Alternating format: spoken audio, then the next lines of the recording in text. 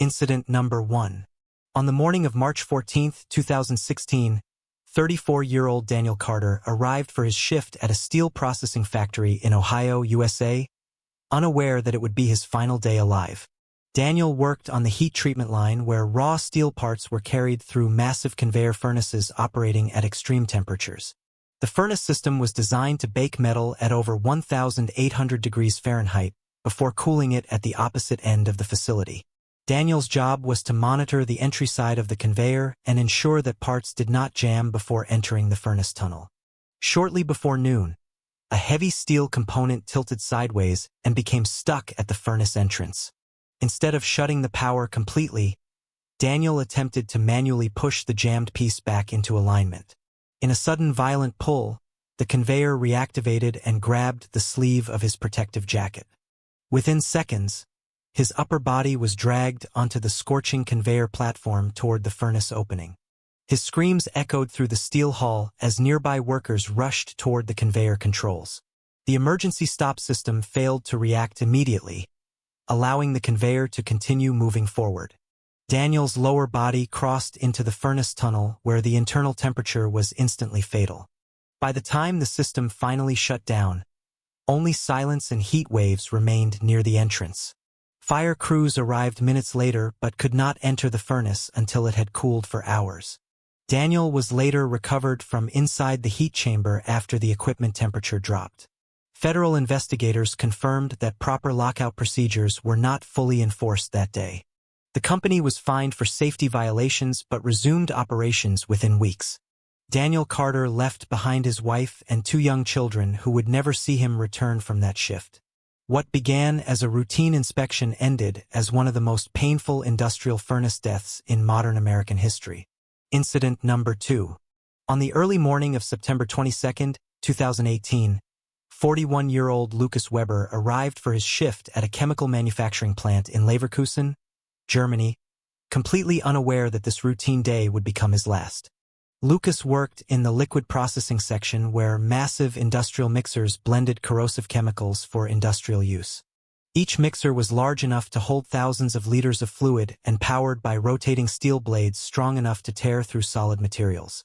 Lucas had been assigned to inspect abnormal vibrations coming from one of the active mixing units. Instead of fully shutting down the system, the supervisor ordered a quick visual check to avoid halting production.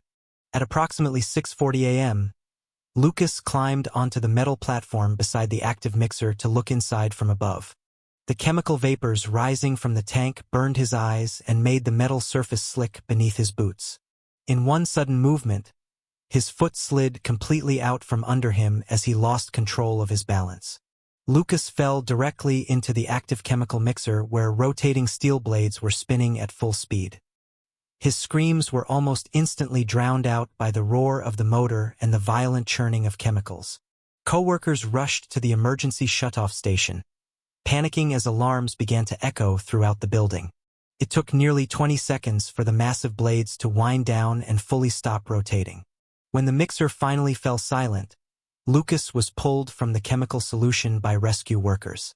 Paramedics attempted life-saving measures on the factory floor, but the chemical exposure and mechanical trauma were too severe. Lucas Weber was pronounced dead at the scene less than 30 minutes after the fall. German federal safety investigators later determined that the mixer should have been fully locked down before inspection. The company received a heavy fine and public backlash, but production resumed within the same month. Lucas Weber left behind a wife and a teenage son, who would only learn that his final moments were spent inside a machine built to stir chemicals, not human lives. Incident number 3. On the night of November 6, 2020, 46-year-old Hiroshi Tanaka arrived for his shift at a logistics manufacturing warehouse in Osaka, Japan, expecting another routine overnight operation. Hiroshi worked in the heavy materials zone where automated overhead cranes transported steel coils across vast storage floors. Each crane moved silently along ceiling tracks, lifting loads that weighed several tons with precise programmed motion. Hiroshi's task that night was to manually inspect a floor sensor that had been sending irregular signals to the crane system. To avoid disrupting production, the crane control system was left in semi-automatic mode instead of being fully shut down. At approximately 1:18 a.m., Hiroshi stepped directly into the designated crane operation lane to test the faulty floor sensor. High above him, the overhead crane began its next programmed movement without manual confirmation. A massive steel coil began lowering at a slow, steady pace directly over his position. By the time Hiroshi realized what was happening, the crane's warning alarm activated too late to provide escape time. The descending steel coil struck his shoulder and upper back, forcing him violently to the concrete floor. The crane continued to lower for several seconds, applying crushing pressure as the emergency stop was triggered. Workers rushed toward him, shouting for assistance as the crane system finally locked in place. It took nearly 12 minutes for the backup crane to lift the suspended load and free Hiroshi from beneath it. Paramedics arrived and administered emergency care inside the warehouse as machines were powered down around them. Hiroshi Tanaka succumbed to his internal injuries in the ambulance before reaching the hospital. Japan's Industrial Safety Board later confirmed that full crane power-down procedures had been violated. The company issued a public apology and paid substantial penalties but resumed operations before the end of the year. Hiroshi Tanaka left behind an elderly father and a younger sister who would forever remember the night a silent machine ended a human life. Incident number 4.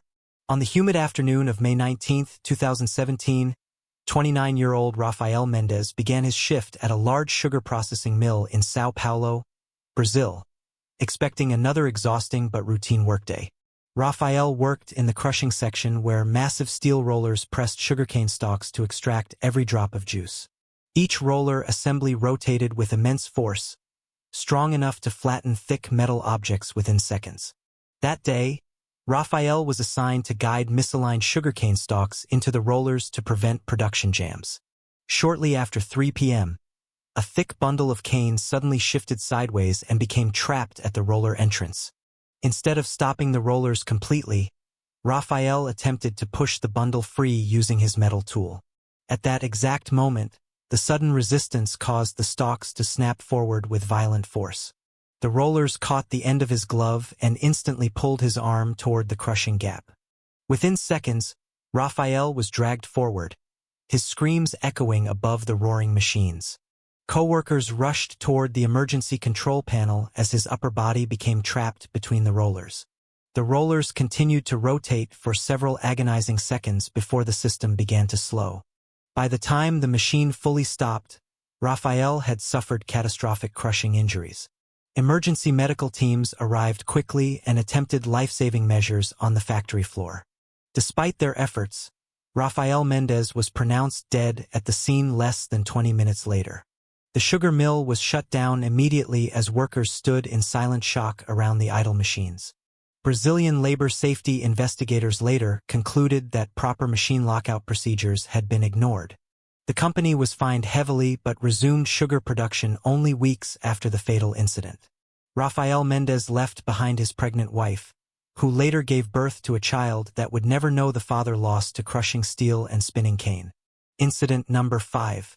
On the cold morning of October 3, 2019, 28-year-old Michael Fraser arrived at a timber processing plant in Vancouver, Canada, bundled against the chill but unaware of the day's horror.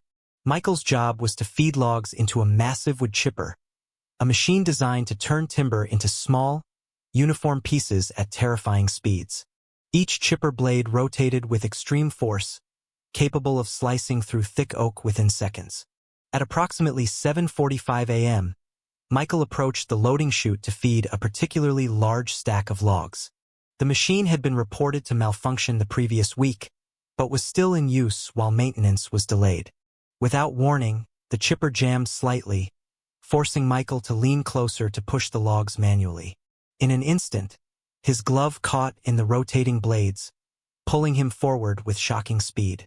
The powerful mechanism dragged him into the machine before coworkers could react.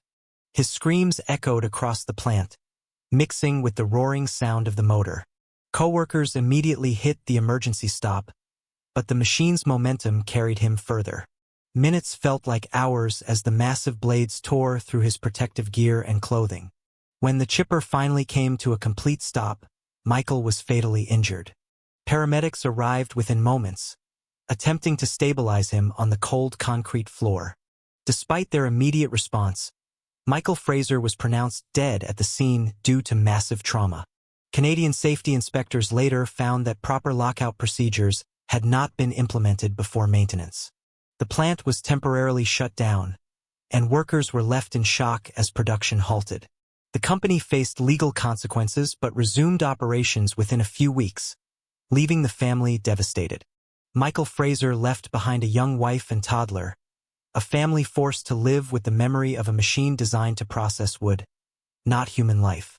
Incident number 6. On the early morning of March 15, 2021, 33-year-old Arav Singh arrived at a textile mill in Surat, India, ready for another long shift weaving fabrics.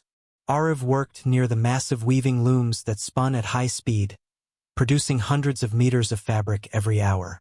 Each machine had sharp metal components that could catch loose clothing or fingers instantly. That day, Arav was tasked with fixing a thread jam that had stopped one of the main looms.